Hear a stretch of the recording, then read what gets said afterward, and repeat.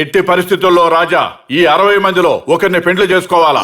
Our film Akkadamai Ikkadabai is streaming now on ETV Win app. Download and subscribe to ETV Win app.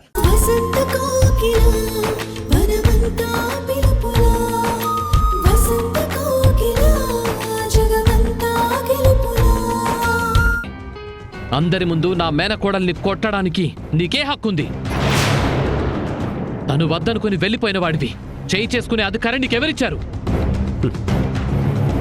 హక్కులు అధికారాల గురించి నువ్వే కాదు, మీ ఇంట్లో ఎవరూ మాట్లాడకూడదు. కావేరి మెడలో ఇప్పటికీ ఉన్నది నేను కట్టిన తాళి అని మర్చిపోవద్దు. తన మీద నాకు ప్రేమ లేకపోవచ్చు, కానీ బాధ్యత, అధికారం, హక్కు అన్నీ 3 ముళ్ళ బంధం వల్ల వచ్చినవే. ఏంటి? తాళి, బంధం, భార్య. నువ్వీ మాటలంటుంటే భలే కామెడీగా ఉంది. ఇంట్లోంచి వెళ్ళిపోతూ నువ్వు రమ్మని అడిగితే తను రానని చెప్పింది. దానికి కారణం నువ్వు కాదా? భర్త కన్నా కావేరికి ఈ మేనమామ మీదే నమ్మకం ఎక్కువ. అది మీ బంధం విలువ. తను వద్దనుకొనొచ్చి ఎన్నో రోజుల నుంచి ఒంటరిగా ఈ ఇంట్లో ఉంటున్నావు. ఒక్క రోజైనా కావేరిని మిస్ అయ్యావా? తెలియక పొరపాటు జరిగిందని సర్దుకుపోవడానికి ట్రై చేశావా? నువ్వే ప్రయత్నం చేయవు గాని చేయి చేసుకోవడానికి మాత్రం సిద్ధంగా ఉంటావు. అడిగితే తాళి, బంధం అని సెంటిమెంట్ డైలాగ్స్ ఒకటి. ఆకాష్, నాకు భార్యాభర్తల బంధం గురించి ఇంత లెక్చర్ ఇస్తున్నావు, కానీ ఒక భర్తగా కడుపుతో ఉన్న భార్యని నువ్వెలా చూసుకుంటున్నావు? కడుపులో ఉన్న బిడ్డ మీద నువ్వెంత కేరింగ్ చూపిస్తున్నావు? చూపిస్తున్నానో లేదో, మేమిద్దరం ఒకే చోట కలిసి ఉంటున్నాం. మా ఇద్దరి విషయాలు నీకు అనవసరం. జీవితంలో నేను 2 పొరపాట్లు చేశాను.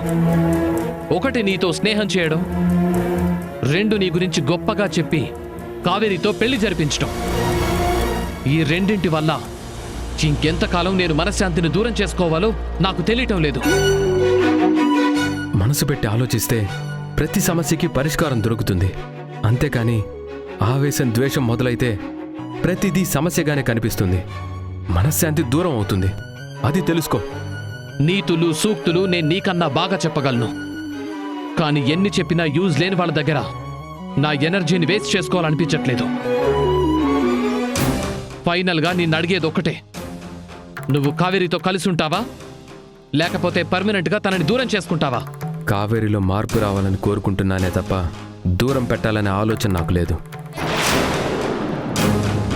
కావేరి వల్ల, వాళ్ళ అమ్మ వల్ల మన ముగ్గురి లైఫ్ ఎప్పుడు డిస్టర్బ్ అవ్వకుండా ఉంటుందో, సంధ్యకి నాకు మధ్య ఉన్న స్నేహం ఎప్పుడు అర్థమవుతుందో, ఆ రోజు నువ్వు చెప్పినా చెప్పకపోయినా నా భార్య నేను సంతోషంగా ఈ ఇంటికి తీసుకొస్తాను. నేను నీ భార్య గురించి మాట్లాడుతుంటే నువ్వు నా భార్య గురించి కండిషన్ పెడుతున్నావు. ఈ ఆలోచన, యాటిట్యూడ్ మారనంత వరకు ఏది మారదు. మారమని చెప్పాల్సింది, ముందుగా మార్చాల్సింది నన్ను కాదు, నీ మేనకోడల్ని. కావేరి కన్నీళ్లు పెట్టుకోగానే ఆవేశంగా గొడవ పెట్టుకోవడానికి రావటం కాదు. మంచి చెడు ఆలోచించుంటే ఎన్నో సమస్యలు స్టార్టింగ్లోనే క్లియర్ అయ్యేవి. ఆ అవకాశం, అదృష్టం 2 నీ వల్లనే దూరం అయ్యాయి. ఇంకోసారి కావేరి మీద చేయి చేసుకుంటే లైఫ్లో ఫస్ట్ టైం నా చేతుల్లో దెబ్బలు తింటావు. Mind it.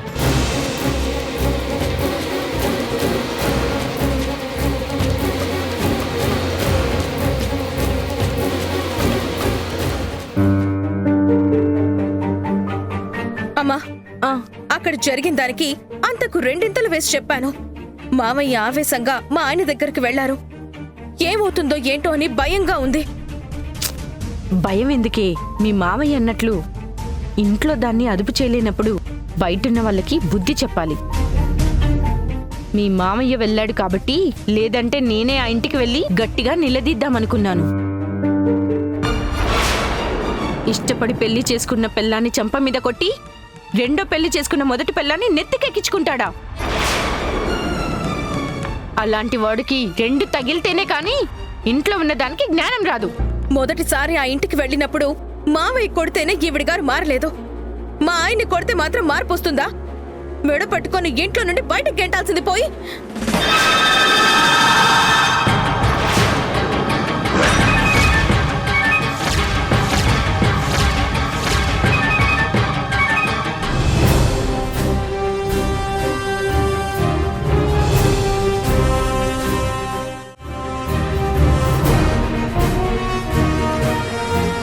కావేరి నా మీద ఇంత కోపం పెంచుకున్నావు? కలలో కూడా నీకు అన్యాయం చేయాలని చూడను. ఊపిరి ఉన్నంతకాలం ఆకాష్ మాత్రమే నాకు భర్త. సూర్య నాకు కేవలం స్నేహితుడు మాత్రమే. అలాంటి మా బంధం గురించి అంత నీచంగా మీ మావయ్యకి ఎందుకు చెప్పావు? నీచంగా నేను చెప్పడం కాదు, మీ ప్రవర్తన చూసిన ఎవరికైనా అలాగే అనిపిస్తుంది. ఒట్టేసి చెప్పు, మేమక్కడ కుట్రలు చేస్తున్నావా? నవ్వుతూ సంతోషంగా ఉన్నామా? మేమిద్దరం మాట్లాడుకున్న మాటల్లో నువ్వు స్పష్టంగా ఏం విన్నావో చెప్పు.